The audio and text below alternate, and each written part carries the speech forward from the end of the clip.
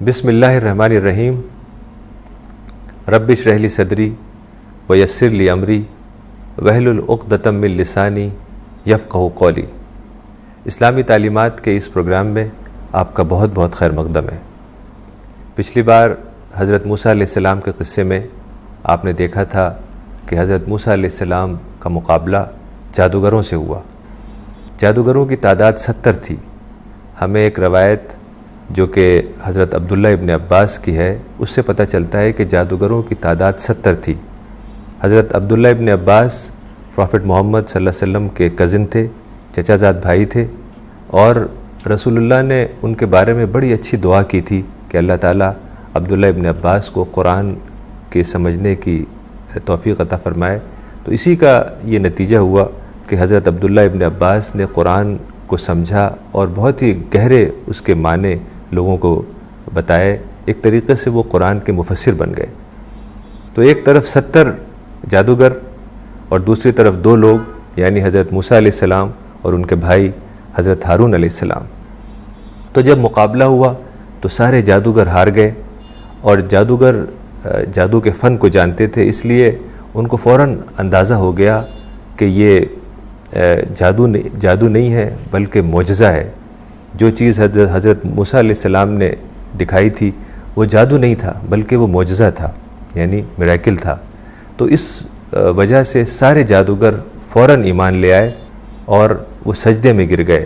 وہ بولے کہ ہم رب العالمین کے اوپر ایمان لاتے ہیں، موسیٰ اور ہارون کے رب پر۔ یہ دیکھ کر فرعون بہت ہی غصہ ہو گیا، چونکہ وہ زمانہ ریلیجس پرسیکیوشن کا زمانہ تھا۔ بادشاہ کا جو مذہب ہوتا تھا وہی مذہب سب کو اختیار کرنا پڑتا تھا۔ تو بادشاہ نے جب یہ دیکھا کہ سارے جادوگر ایمان لے آئے تو وہ بولا کہ میں تمہارے ہاتھ اور پیر کٹواؤں گا اور تمہیں سولی پہ لٹکاؤں گا۔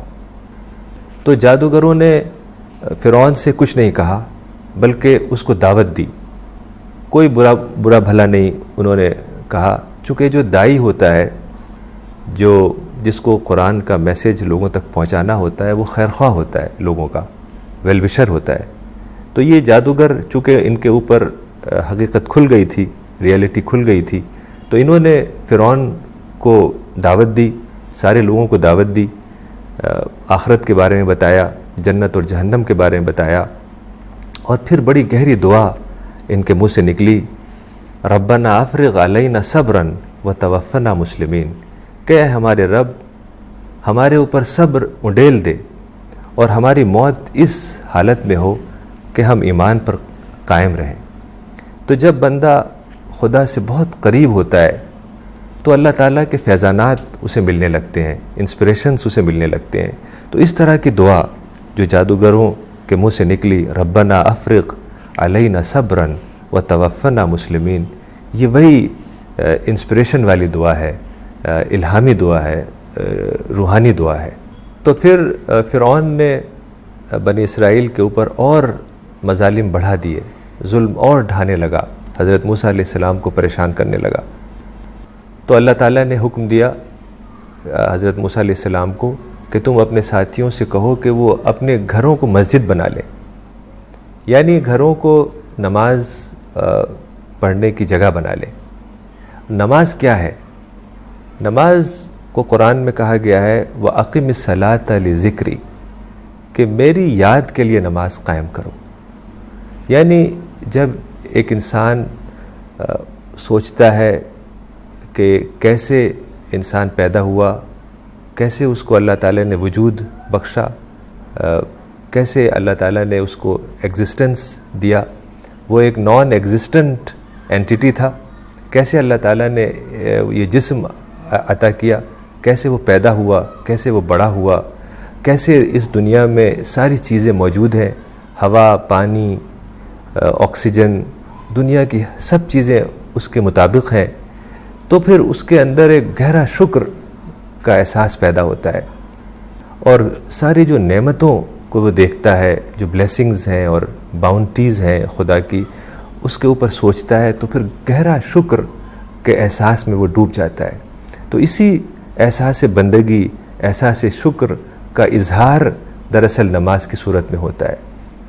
چونکہ انسان چاہتا ہے کہ جو اس کا محسن ہے، جو منعم ہے، جو گیور ہے، جو بینیفیکٹر ہے، اس کے لیے شکر کے احساس میں کچھ کرے، تو نماز اس کے لیے سب سے اچھی عبادت ہے کہ نماز میں انسان خدا کے آگے جھک جاتا ہے۔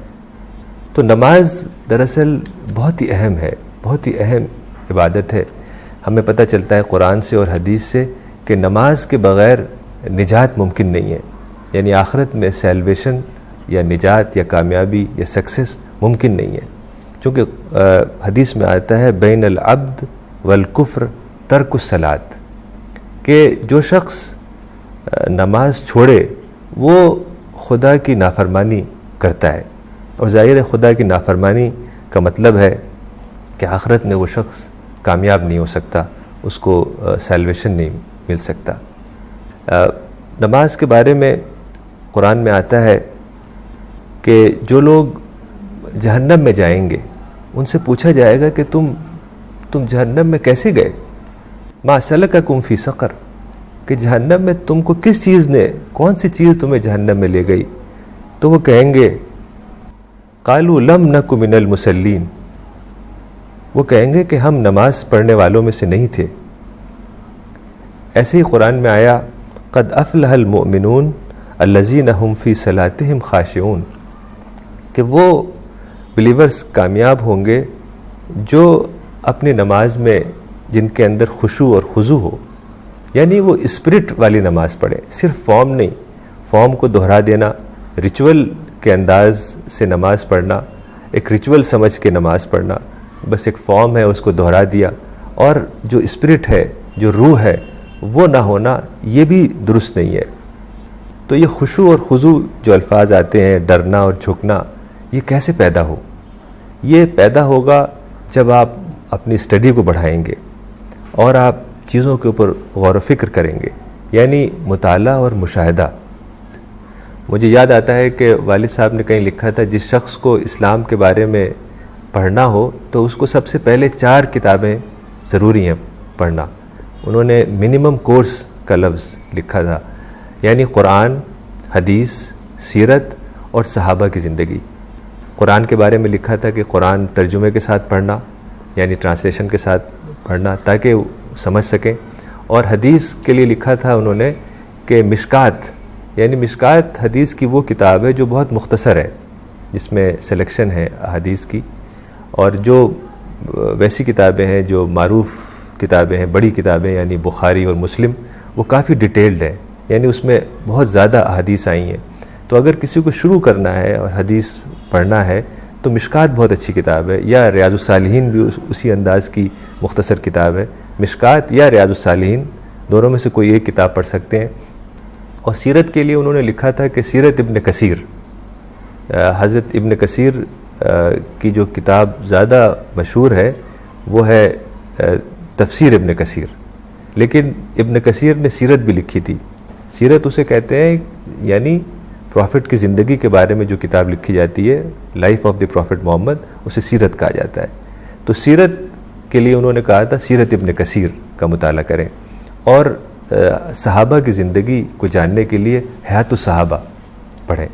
تو قرآن، مشکات یا ریاض الصالحین، سیرت ابن کثیر اور حیات الصحابہ، تو یہ 4 کتابیں جب آپ پڑھیں گے، گہرائی سے مطالعہ کریں گے، تب آپ وہ سب باتیں سمجھ سکیں گے۔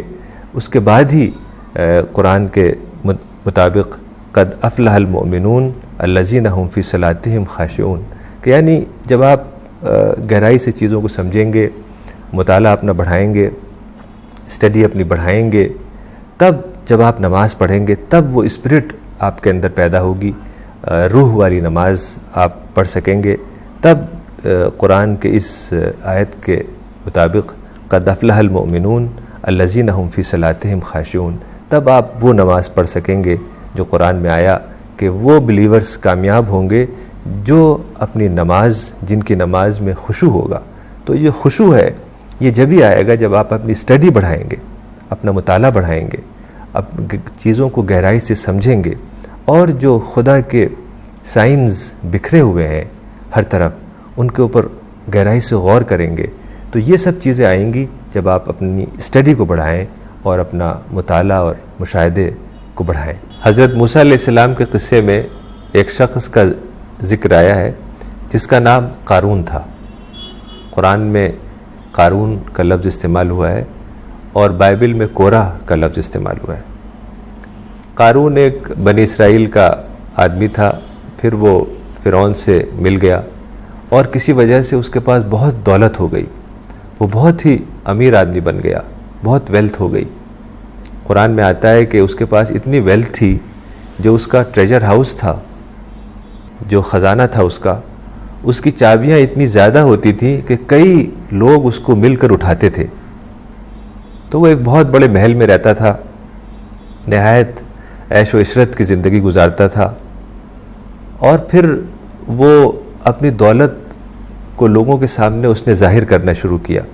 یعنی جب انسان کے پاس دولت ہوتی ہے تو پھر شیطان اس کو بہکاتا ہے، شیطان اس کے دل میں ڈالتا ہے کہ اب تم دکھاوے والے کام کرو، یعنی بڑے بڑے فنکشن کرو، لگژریس لائف اختیار کرو، تاکہ لوگ یہ سمجھیں کہ تم بہت امیر انسان ہو۔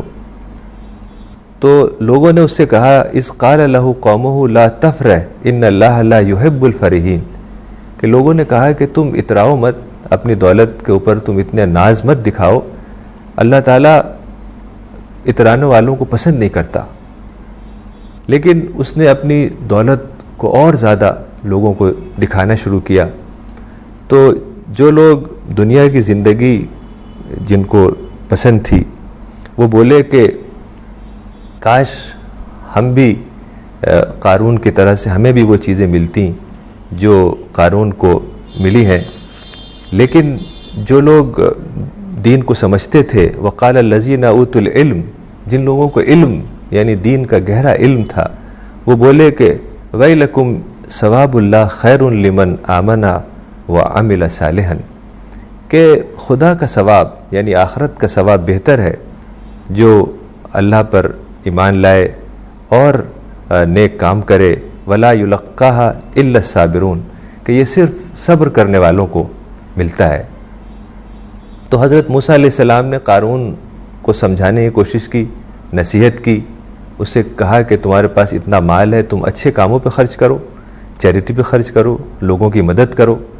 تو وہ بولا کہ مجھے یہ مال کسی ایک علم سے ملا ہے جو میرے پاس ہے، یعنی میرے کسی علم کی وجہ سے، میرے کسی ہنر کی وجہ سے یہ مال مجھے ملا ہے۔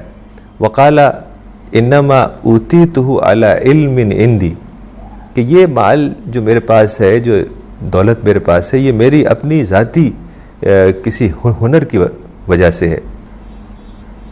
تو دراصل یہی انسان غلطی کرتا ہے کہ وہ سمجھتا ہے کہ جو مال ہے یا جو چیزیں اس کے پاس ہیں وہ اپنے سے منسوب کرتا ہے، یعنی کہ وہ اس کو اپنا سمجھتا ہے، اپنی ملکیت سمجھتا ہے، حالانکہ بہت سارے فیکٹرز ہوتے ہیں۔ انسان کا جو حصہ ہے وہ تو بہت کم ہے، 1% بھی نہیں ہے۔ بہت سارے فیکٹرز ہوتے ہیں جو اللہ تعالیٰ نے اس دنیا میں رکھی ہیں چیزیں، ان سب چیزوں کو استعمال کر کے انسان کوئی کام کرتا ہے، کوئی بزنس کرتا ہے، پھر وہ کچھ اس پوزیشن میں ہوتا ہے کہ کچھ دولت کمائے۔ تو جب اس نے اپنا رویہ بدلا نہیں، قارون نے اپنا رویہ نہیں بدلا، حالانکہ حضرت موسیٰ علیہ السلام نے اس کو نصیحت کی، تو ایک دن ایسا ہوا کہ ایک بہت بڑا زلزلہ آیا، اور اس زلزلے میں قارون کا محل زمین میں دھس گیا اور وہ خود بھی زمین میں دھس گیا اور اس کی موت ہو گئی۔ تو جو لوگ ایک دن پہلے یہ کہہ رہے تھے کہ کاش ہمارے پاس بھی اتنی دولت ہوتی، کاش ہمارے پاس بھی اتنا سب کچھ ہوتا، اور قارون تو بڑا فارچونیٹ ہے، بڑا اس کے پاس سب کچھ ہے، تو وہ بولے وَأَصْبَحَ الَّذِينَ تَمَنَّوْا مَكَانَهُ بِالْأَمْسِ يَقُولُونَ وَكَأَنَّ اللَّهَ يَبْسُطُ الرِّزْقَ لِمَن يَشَاءُ مِنْ عِبَادِهِ وَيَقْدِرُ۔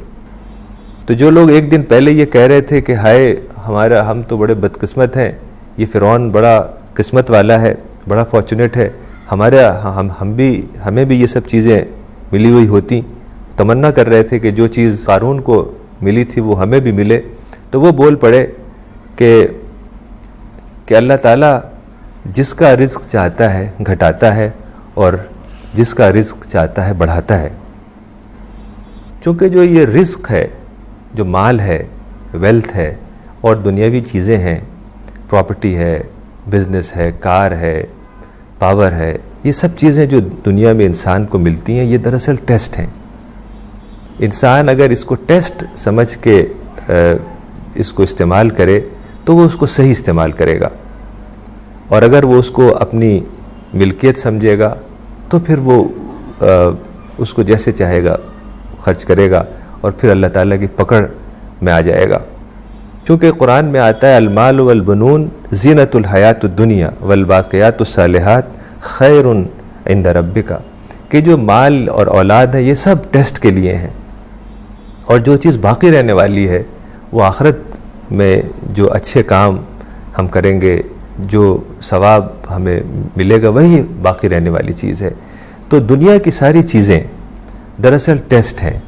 اور قرآن میں آتا ہے کلوا واشربوا ولا تسرفوا انہ لا یحب المسرفون، کہ اللہ تعالیٰ ویسٹ کرنے والوں کو، جو لوگ فضول خرچی کرتے ہیں، ان کو پسند نہیں کرتا ہے. اور قرآن میں اس کو کہا گیا ہے ان المبذرین کانوا اخوان الشیاطین، کہ جو ویسٹ کرنے والے لوگ ہیں، جو پیسے کو ویسٹ کرتے ہیں، بڑے بڑے شادیوں میں فنکشن کرتے ہیں اور اس طریقے سے دکھانے والی چیزوں پر، دکھاوے کے اوپر خرچ کرتے ہیں، وہ سب قرآن کے مطابق اخوان الشیاطین ہیں، یعنی شیطان کے بھائی ہیں. قرآن میں بہت سخت الفاظ میں یہ بات آئی ان المبذرین کانوا اخوان الشیاطین، کہ جو لوگ ویسٹ کرتے ہیں پیسے کو، چونکہ پیسہ خدا کا ٹرسٹ ہے، اسے ہمیں صحیح طریقے سے استعمال کرنا ہے. اس کا مطلب یہ نہیں ہے کہ پیسہ کوئی بری چیز ہے، پیسہ بہت اچھی چیز ہے، ویلتھ اچھی چیز ہے، لیکن انسان کو ویلتھ یا دنیا کی جو چیزیں ہیں اس کو نیڈ کے بقدر استعمال کرنا چاہیے. اسی لیے قرآن میں آتا ہے یسألونک ماذا ينفقون قل العفو، کہ لوگوں نے پوچھا کہ ہم کیا خرچ کریں، یعنی ہم اچھے کاموں پر، چیریٹیبل کاموں پر، دعوتی کاموں پر کیا خرچ کریں. تو اس کا جواب اللہ تعالیٰ نے دیا قل العفو، یعنی تم سب خرچ کر دو، اپنے نیڈ کے بقدر تم اپنے اوپر خرچ کرو اور باقی سب چیزیں اچھے کاموں پر خرچ کر دو. تو یہ بات بہت ہی اہم ہے کہ جو پیسہ ہے وہ ہماری نیڈ ہے، ضرورت ہے. ظاہر دنیا میں بہت ضرورتیں ہیں تو انسان کو پیسے کی بھی ضرورت ہے، لیکن پیسہ انسان کا گول نہیں ہے. یہی فرق انسان اگر سمجھ لے کہ جو ویلتھ ہے وہ ہمارا گول نہیں ہے بلکہ ہماری ضرورت ہے. گول تو آخرت ہے، گول جنت ہے، گول اللہ تعالیٰ کے یہاں کامیابی اور کامرانی ہے. تو قارون کی مثال سے، قارون کے واقعے سے ہمیں یہ سبق ملتا ہے کہ ہمیں مال کو بہت ہی احتیاط کے ساتھ خرچ کرنا ہے. حدیث میں آتا ہے کہ قیامت میں ایک انسان کے پیر خدا کے سامنے سے نہیں ہٹیں گے جب تک کہ وہ اس سوال کا جواب نہ دے کہ اس نے مال کہاں سے کمایا، کیسے کمایا اور کہاں خرچ کیا. تو اس لیے یعنی چونکہ دنیا کی ساری چیز آخرت سے جڑی ہوئی ہے، اکاؤنٹیبلٹی سے جڑی ہوئی ہے، اسی طریقے سے پیسے کا استعمال بھی آخرت سے جڑا ہوا ہے کہ انسان پیسہ کیسے کماتا ہے، حلال طریقے سے کماتا ہے یا دوسرے طریقے سے کماتا ہے، اور کیسے خرچ کرتا ہے، صحیح طریقے سے خرچ کرتا ہے یا وہ فضول خرچی کرتا ہے اور دکھاوے کے اوپر خرچ کرتا ہے. تو یہ چیزیں بہت ہی اہم ہیں، اس کو ہم سمجھیں اور جو اسلامی طریقہ ہے، جو قرآن اور حدیث سے ہمیں پتہ چلتا ہے اس کے اوپر عمل کریں، ورنہ آخرت میں بہت سخت پکڑ کا اندیشہ ہے. پروگرام کے اختتام پہ میں چاہوں گا کہ ایک دعا آپ کو بتاؤں. یہ دعا ایک مسنون دعا ہے، یعنی اکثر دعائیں قرآن سے آتی ہیں، انہیں ہم قرآنی دعائیں کہتے ہیں، لیکن جو دعا ہمیں پروفٹ محمد صلی اللہ علیہ وسلم کی زندگی سے یا حدیث کی کتابوں سے ملتی ہیں اسے ہم مسنون دعائیں کہتے ہیں. تو یہ ایک مسنون دعا ہے، یہ ہے اللہم لک الحمد کلو و لک الشکر کلو. اللہم لک الحمد کلو و لک الشکر کلو، کہ اے اللہ سارا حمد، ساری تعریف سارا پریز تیرے لیے ہے اور سارا شکر، ساری تھینکس تیرے لیے ہے۔ تو یہی دراصل بات قرآن اور اسلام کا خلاصہ ہے، جسٹ ہے، کہ سارا شکر اور ساری حمد خدا کے لیے۔ اسی لیے قرآن کا جو پہلا لفظ آیا وہ یہی آیا، الحمدللہ رب العالمین، کہ ساری تعریف رب العالمین کے لیے ہے جو کائنات کا مالک ہے۔ چونکہ انسان جب غور کرتا ہے تو وہ دیکھتا ہے کہ جو ساری تخلیق ہے، جو کریشن ہے، وہ بہت ہی ہر چیز اپنے فائنل ماڈل پر ہے، یعنی اس کے اندر بیوٹی ہے، اس میں بیلنس ہے، ہارمنی ہے، ڈیزائن ہے، ایکوریسی ہے، پریسیجن ہے۔ تو یہ سب چیزیں جب وہ دیکھتا ہے اور پھر اپنے وجود کو دیکھتا ہے کہ کیسے اللہ تعالیٰ نے یہ وجود بخشا، تو یہ سب باتیں، یہ سب احساس جب لفظوں میں ڈھلتا ہے تو یہی دراصل اسی کا نام شکر ہے، اسی کا نام حمد ہے۔